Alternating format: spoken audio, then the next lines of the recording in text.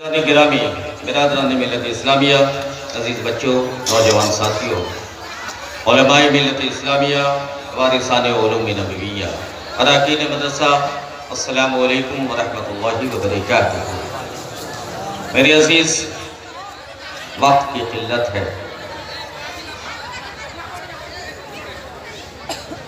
بس غازی ملت کے وہ شعر یاد آ رہے ہیں کہ سمجھ ہی میں نہیں آتا کہ چھیڑوں داستاں کیسے، سمجھ ہی میں نہیں آتا کہ چھیڑوں داستاں کیسے، ہنساؤں تو بغاوت ہے، رلاؤں تو بغاوت ہے۔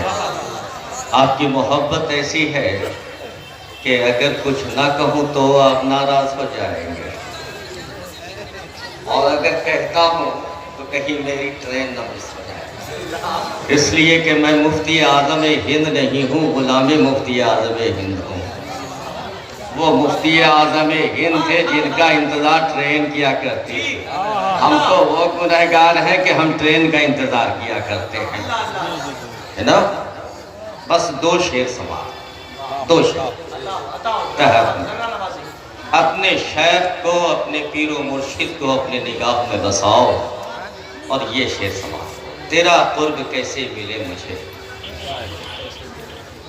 الہی تیرا قرب کیسے ملے مجھے، میرے ذہن میں وہی بات تھے، تیرا قرب کیسے ملے مجھے، میرے ذہن میں وہی بات تھے، جو تیرے عشق میں فنا ہوا وہی مرشد پاک کی ذات تھے، جو تیرے عشق میں فنا ہوا وہی مرشد پاک کی ذات تھے۔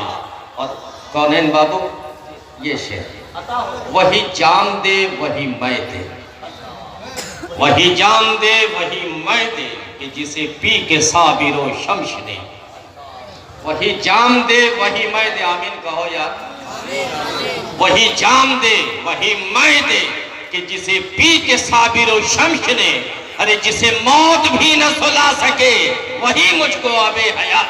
نعرہ تکبیر، نعرہ رسالت، ذکر اہل بیت مصطفیٰ، خاندان علی مرتضیٰ، عرس شیخ اعظم۔ ایک حدیث پاک سماعت،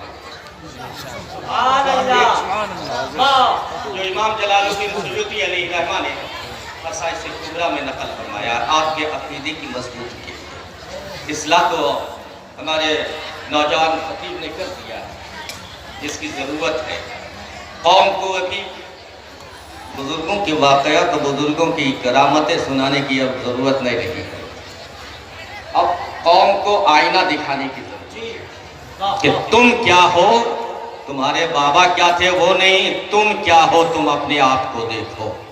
لیکن عقیدے کی مضبوطی کے لیے میں اس حدیث کو آپ کے سامنے لاتا ہوں۔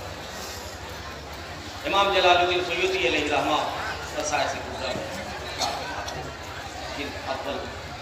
آپ ارشاد فرماتے ہیں کہ حضرت سیدنا عباس رضی اللہ تعالیٰ، کون عباس؟ حضور کے چچا، ہاتھ باندھ کے سرکار کی بارگاہ میں کھڑے ہیں، کچھ کہنا چاہ رہے ہیں، حوصلہ ساتھی کہنا چاہ رہے ہیں لیکن کہہ نہیں پا رہے ہیں، چاہتے ہیں کہیں لیکن پھر خاموش ہو جاتے ہیں۔ صحابی تھے نا، صحابی تھے، صحابی تھے، ادب مصطفیٰ کا جانتے تھے۔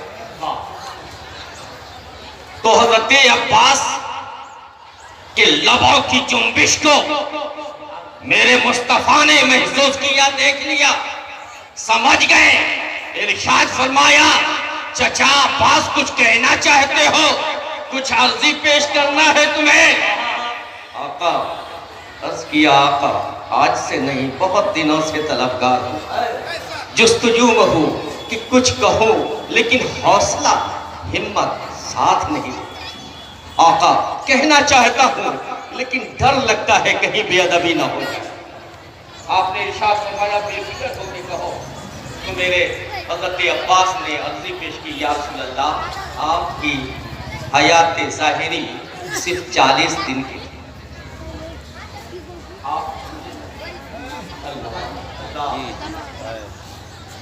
میری یہ نگاہیں تھی، کہہ دو سبحان اللہ، میری یہ آنکھیں تھی، نیچے رکھو یار، میری یہ نگاہیں تھی، میں نے غور سے دیکھا آپ کی انگلیوں کی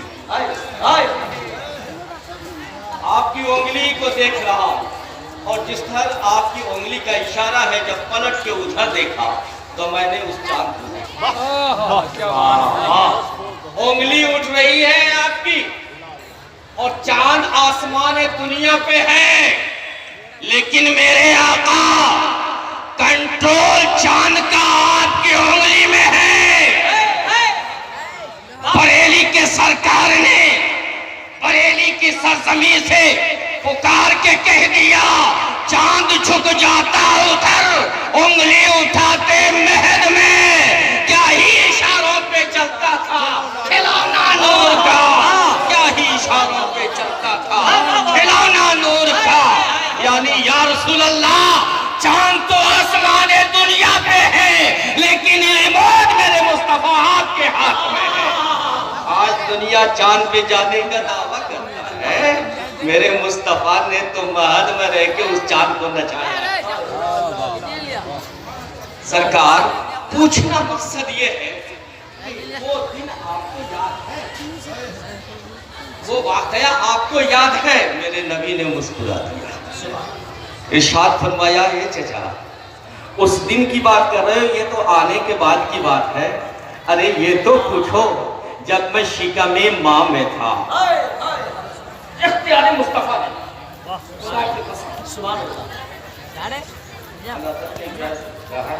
سماعت پہ لاکھوں سلام، دور و نزدیک کے سننے والے وہ کان، گانے لالے سلامت پہ لاکھوں سلام، پہ لاکھوں سلام۔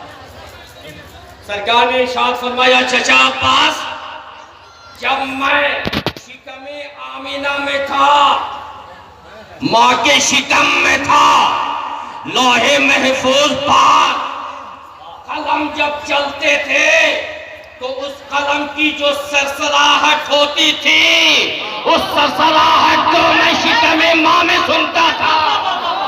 واہ واہ واہ واہ، ماں کے شکم میں رہ کے سنتا تھا۔ عظمت مصطفیٰ، اس آواز کو آج بڑا سے بڑا محاورہ کیا بنا، سامنے ٹیبل پر کاغذ رکھ کے 1 انچ کی دوری سے چلا کر اس آواز کو سن کر بتائے، غلامی لکھ دوں گا، لیکن مصطفیٰ کی سماعت وہ ہے کہ مکہ کی سرزمین ہے، شکم ماں ہے، قلم لوح محفوظ پہ چل رہا ہے، مصطفیٰ مکہ مسجود ہے۔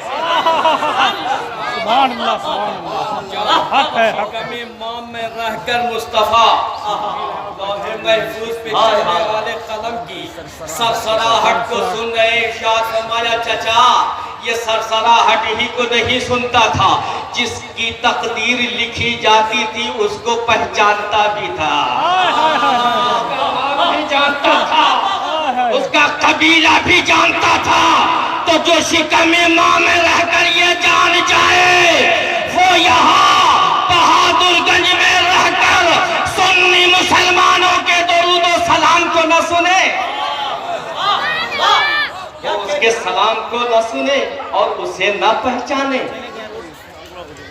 غور کرو، حضور جب وہاں سرسراہٹ کو سن سکتے ہیں اور جس کی تقدیر لکھی جا رہی ہے اسے بھی حضور پہچانتے ہیں، کیا آپ کو نہیں پہچانیں گے؟ ضرور پہچانیں۔ بولو نوجوانوں، تمہیں پہچان رہے ہیں کہ نہیں حضور؟